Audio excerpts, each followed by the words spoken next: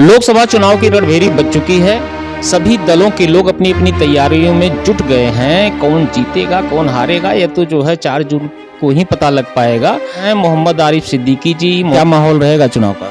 भदोही जो है समाजवादी पार्टी का गढ़ रहा है। जो दिल टूटा है ये जुड़ेगा कैसे? क्या लगा होगा कि नहीं? पीएम जो है का बटन दिल खोल के दबेगा। उत्तर प्रदेश के लोगों को लूटा जा रहा है। राम के नाम पे जो है लड़ाई तो भाजपा ने ही लड़ी गई, राम भक्तों पे गोली चलवाई गई। तो कि ब्राह्मणों का वोट जो है वो अपने पाले में करेंगे। पीडीए ही क्यों? पिछड़ा, दलित, अल्पसंख्यक, क्या सवर्ण इस देश के नागरिक नहीं है? आपकी पार्टी सवर्णों की बात क्यों नहीं करती? नहीं चलेगा। वो किसी भी पार्टी का हो, कहीं से भी आया हो, हम उसको जिताएंगे।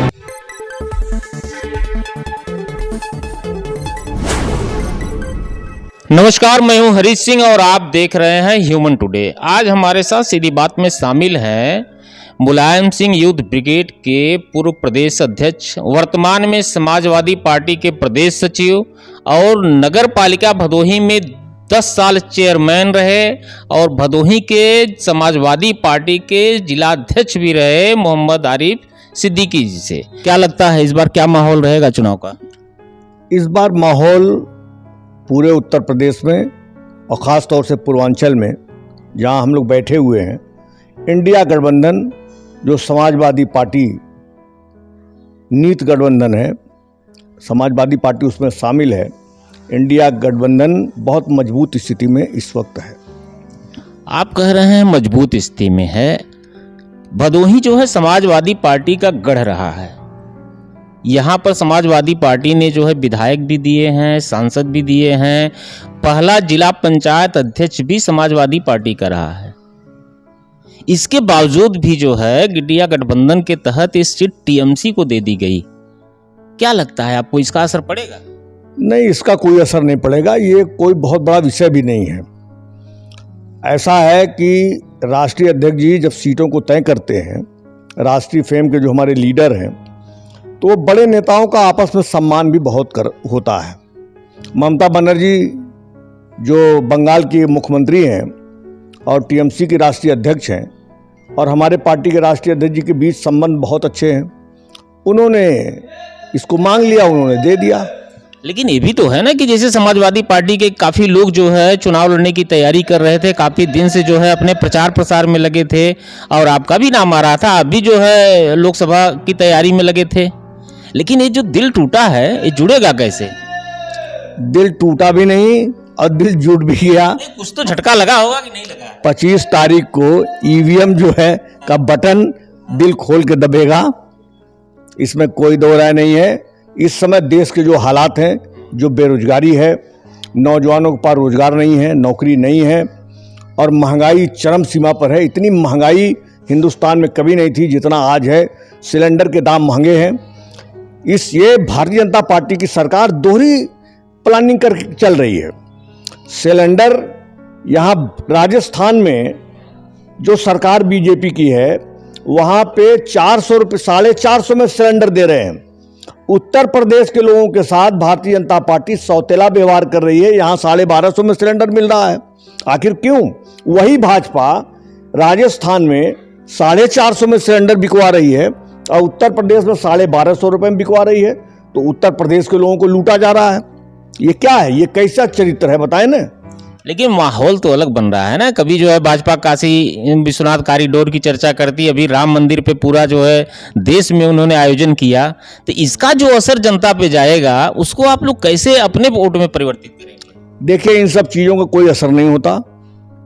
अगर भगवान के घर में किसी को जाना है तो हर व्यक्ति को समान अधिकार है, वो जा सकता है। कहीं पर भी पूजा करने कोई जा रहा है, उसमें हर आदमी को आज़ादी है।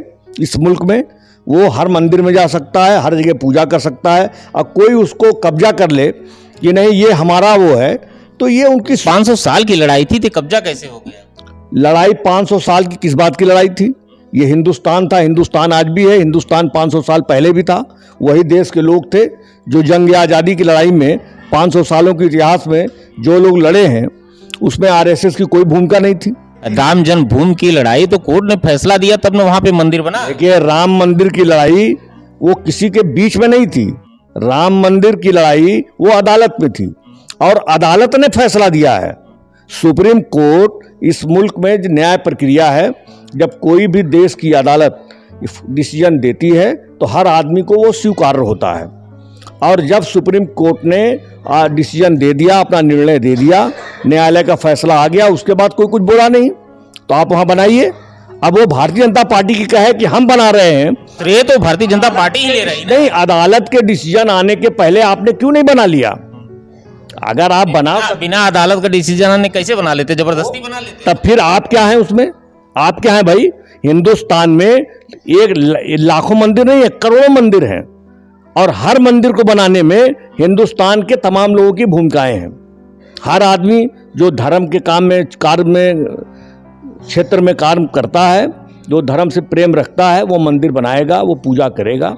ये सबका विषय बराबर का है, इसमें कोई ये नहीं कि हम कब्जा कर लें, वो कब्जा कर लें। लेकिन राम के नाम पे जो है लड़ाई तो भाजपा ने ही लड़ी, हमेशा जो है अयोध्या का मामला भाजपा ने उठाया, बल्कि आपकी पार्टी पे तो आरोप लगते थे कार सेवकों पे जो है गोली चलवाई गई, राम भक्तों पे गोली चलवाई गई। तो ये असर हिंदुओं में जाएगा नहीं, तो भाजपा आज भी प्रचार कर रही है।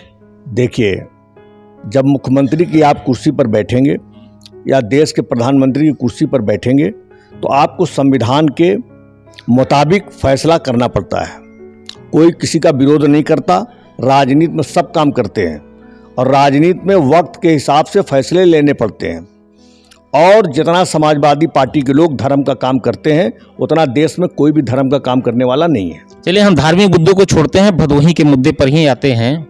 ललितेश त्रिपाठी को किस आधार पर यहाँ टिकट दिया गया कि ब्राह्मणों का वोट जो है वो अपने पाले में करेंगे? देखिए, समाजवादी पार्टी, हम पीडीए की बात करते हैं, लेकिन हमारे नेता जनेश्वर मिश्रा जी रहे हैं।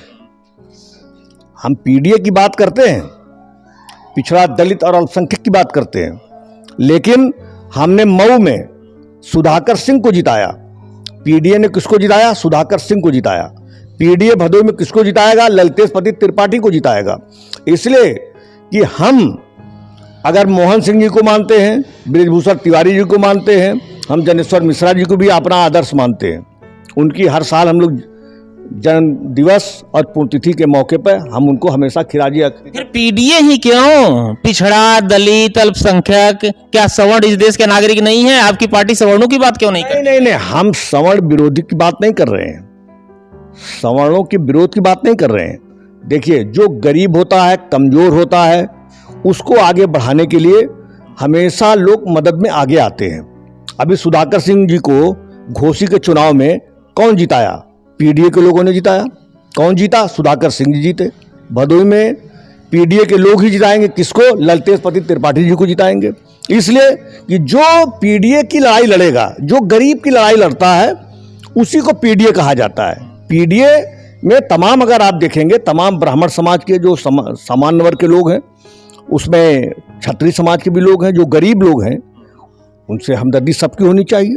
जो मजबूत लोग हैं भाई, वो ना मदद मांगते हैं और ना उनका कोई मदद करने का कोई औचित्य बनता है, लेकिन रिश्ते उनसे भी रखे जाते हैं। ललितेश त्रिपाठी के जरिए ब्राह्मण आ जाएंगे, बाकी जो है पिछड़ा, दलित, अल्पसंख्यक सारे लोगों को लेके इस बार आप सीट निकाल लेंगे? भाई देखिए, जो मैं जानता हूं, और इस लोकसभा के नहीं बल्कि पूर्वांचल के, उत्तर भारत में, पूरे देश के अंदर उत्तर भारत में कमलापति त्रिपाठी जी से बड़ा ब्राह्मण परिवार और राज परिवार और घराना कोई नहीं रहा है। जो सच्चाई है, कमलापति जी उत्तर प्रदेश के मुख्यमंत्री थे। अब पूरा जितना, चाहे भदोही हो, जो अभी ये सवाल लोग कर रहे थे कि ललितेश जी बाहरी हैं, बाहरी कहां से हो गए? ललितेश त्रिपाठी की पैदाइश वो बनारस जिले की है।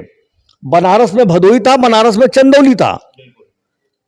घर में पैदा कोई होता है, हमारे घर में आज हम 2 भाई पैदा हुए, कल घर बट गया, तो आप ये सवाल करेंगे कि ये बाहरी है? ललितेश कहां से बाहरी हो गए? इसलिए कि इनकी दादी, इनकी सगी दादी, वो थी चंद्रा त्रिपाठी, जिनको बहू जी के नाम से जाना जाता था। उनकी तूती बोलती थी, उनकी हुकूमत चलती थी। इंदिरा गांधी के बाद अगर पूर्वांचल में किसी को हुकूमत थी तो वो चंद्रा त्रिपाठी जी की हुकूमत चलती थी।